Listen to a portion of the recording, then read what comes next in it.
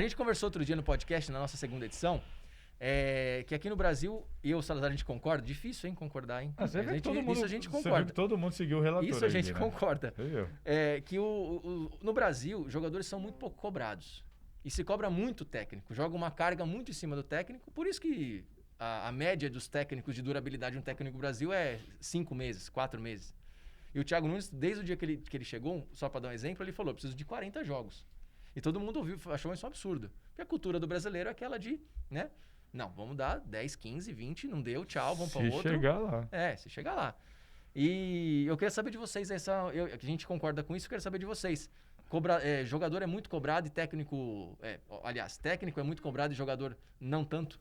Eu acho que o jogador é mimado no Brasil. Eu tenho um exemplo mais recente no Santos agora, que é onde eu posso falar mais.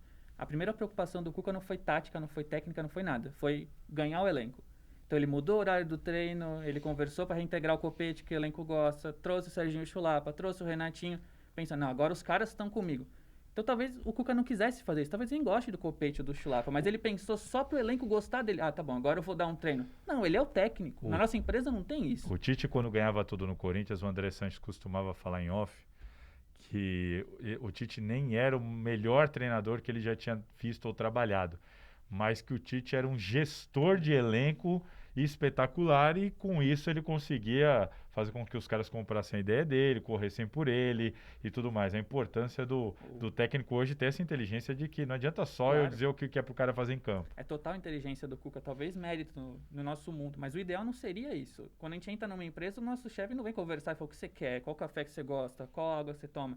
Não faz e a impressão sentido. que eu tenho é que isso é uma coisa muito do Brasil, né? Um Do brasileiro. Quando a gente escuta os relatos, lê e se informa sobre o que acontece lá fora, até aquela questão de discursos motivacionais, aquela palestra do Luxemburgo, sim. lá fora isso é irrelevante, né, Marcelão? Não, e o que o Musetti falou é muito verdade, porque, por exemplo, o técnico do Red Bull Leipzig, que está na semifinal da Champions League, ele tem 33 anos de idade. 33 anos. Quando que no Brasil, um treinador de 33 anos, sem experiência dentro de campo, um jogador renomado, iria ter o respeito de todos os jogadores e iria conseguir implementar tão facilmente a filosofia de jogo que ele tem como ideal? Mas eu te pergunto, você acha que um time grande, mesmo europeu, um Real Madrid, um Barcelona, um Manchester United, contrataria um técnico de 33 anos? Eu acredito que é cultural até mesmo do país. No caso da Alemanha, que eles prezam muito mais o conhecimento do que o lance do jogou aonde. Exato. Eu acho que daria certo. Agora, numa Itália, já não sei. Porque já é mais, a cultura já é mais semelhante com a que A nós Juventus temos efetivou aqui. o Pirlo, que não tem currículo nenhum Sim, ainda, exato. né? Mas no é o momento do Pirlo, aperto né? é o Pirlo, ele resolve. Isso aí é mais Brasil mesmo. Mas tem uma Exatamente. cultura também. O Pirlo começou lá na categoria de base da Juventus, o Zidane fez isso. Aqui no Brasil, por exemplo, a gente tem o caso do Rogério Ceni, que não quis, não quer saber, direto pro profissional. Lá eles recorrem, quando o bicho tá pegando, recorre ao ídolo, né? Então isso é muito normal, né, nos times europeus, né? Isso inclusive pode acontecer agora com o Barcelona, que tá prestes a anunciar o Koeman, né? O holandês, né? Então... Eu tenho uma opinião sobre esse assunto, que é o seguinte, concordo com o Musetti, entendo que jogador de futebol, mas entendo que não só no Brasil, é muito mimado. Eu brinco que eu falo, é a única profissão que o funcionário escolhe o chefe. Porque se ele quiser trocar de chefe, ele troca de chefe e ele continua na dele lá. Os caras são muito mimados, até por essa questão de novo que o Musetti tocou. Pô, você depender de estar agradando o cara para ele fazer o que ele tem que fazer o trabalho dele bem feito. Então, se o cara... lembro até do exemplo do Chiesa no São Paulo. O São Paulo contratou, deu a 9 do Luiz Fabiano para ele, e o cara foi embora. Não me adaptei. São Paulo chove muito. Aí, nessas horas eu falo, pô, não é possível. Eu peguei 3 metrôs de um carro para chegar aqui. Chove muito em São Paulo. O cara tá vestindo a camisa do São Paulo. Sabe, umas coisas assim. Jogador de futebol, entendo que é muito fácil. Tá muito fácil para os jogadores de futebol, porque eles sabem que tudo estoura no técnico, é sempre mais fácil trocar um do que trocar 30, né? Então, assim, são poucos os técnicos que bancam um treinador numa crise, poucos dirigentes que bancam o técnico numa crise, e os jogadores sabem disso, eles têm essa consciência. Então, eu entendo que eles estão numa posição muito confortável, além da conta, né? E outra, aí até, já a gente vai entrar nesse tema da imprensa.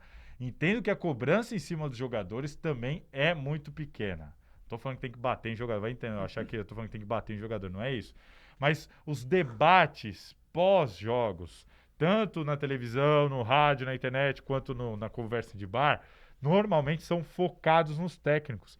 E, pô, eu vou dar um exemplo. Eu cansei de cobrir jogo, tanto do Corinthians agora nesse primeiro semestre, antes da pausa, né? Até março, de que o Corinthians atropelava o adversário e empatava ou perdia. Aí no dia seguinte era, o Thiago Nunes não está preparado para ser técnico do Corinthians. Eu falo assim, peraí, o Corinthians, antes a gente criticava o Carille, que era um Corinthians que mal chegava no campo de ataque. Aí você tem que ver o trabalho do técnico. Agora, se o Corinthians terminou com 20 finalizações, perdeu 3 gols cara a cara, perdeu um pênalti, tomou um gol lá, um chute tomou um gol, é o técnico mesmo? Será? O Fernando Diniz, quantos jogos o Marcelo sabe melhor do que eu? É claro que ele erra também, óbvio, não estou livrando. A questão é só que eu acho que o problema está muito concentrado no técnico. Então, assim, quantos jogos o São Paulo domina o adversário, tem diversas chances, então, e perde o jogo, não ganha. O Diniz não dá resultado. Aí eu falo assim, peraí, quando você contrata o Fernando Diniz, você contrata uma ideia de jogo, é aquilo que a gente falou. Eu até acho que é um problema do Fernando Diniz, ele tem que mostrar repertório, não dá para ele querer, com o elenco do Fluminense ou com o do São Paulo, que são elencos totalmente diferentes, querer implantar o mesmo estilo de jogo. Às vezes ele tem que se adaptar. E no caso do São Paulo, é uma contratação de uma ideia de jogo ainda mais peculiar, porque tem a chancela dos jogadores. Exato. Então, assim, dos líderes do os elenco. líderes queriam, não, a gente quer esse cara porque ele trabalha desse jeito. Os dirigentes compraram a ideia. O cara vem, coloca o trabalho dele como ele sempre fez. E aí você vê, se é assim, eu contratei o Fernando Diniz para dominar o adversário e vencer. E aí eu estou dominando o adversário, mas eu não estou vencendo. Então, peraí, não tem que rolar uma pergunta, será que é o técnico? Então não tá muito fácil ser jogador? Eu vou um pouco mais além, porque nessa história do Fernando Diniz, ele tem todo o respaldo, até onde a gente sabe, dos jogadores, da diretoria. Então, a parte que tá pesando em cima dele é a torcida. A torcida tá pegando que a torcida do São Paulo, o Diniz também paga... O São Paulo não aguenta mais não ser campeão. Vou te dar um exemplo. Se o São Paulo fosse tricampeão paulista igual o Corinthians, e fosse eliminado agora pelo Mirassol, como foi? É claro que ia ter críticas do mesmo jeito, mas será que ia ser no mesmo tom, do mesmo peso? Claro que não. E para você ver como essa pressão ela influencia no trabalho do treinador, o Alexandre Pato jogou 2 jogos como titular após a paralisação das competições. Ele não jogou bem, é fato, foi substituído nos 2 jogos, ok. Mas em 2 jogos, você definir que esse cara não presta mais para ser titular e sacar ele e colocar Paulo Boia, Elinho, Gabriel Sara, Igor Vinícius, todos esses caras na frente do Alexandre Pato por causa de 2 jogos. Você acaba com o cara, né? O Pato, por exemplo, é um cara que tem uma carreira, às vezes não apresenta um bom futebol, ok. Mas por causa de 2 jogos, você passar um monte de moleque que não vem mostrando nada de bola na frente dele, na fila para entrar em campo, eu acho um pouco equivocada essa postura do Fernando Mas Diniz. o Pato também, eu entendo que ele não justifica essa titularidade, né? Desde o começo do ano. Mas é isso que o Marcelo tá falando. O problema é quem você vai pôr. Exato. Não, ele vai apostando. Ele tá vendo que o cara não tá dando resultado, ele vai apostar em outro. Antes da paralisação, nos últimos 5 jogos, antes da paralisação das competições, o Alexandre Pato fez 4 gols.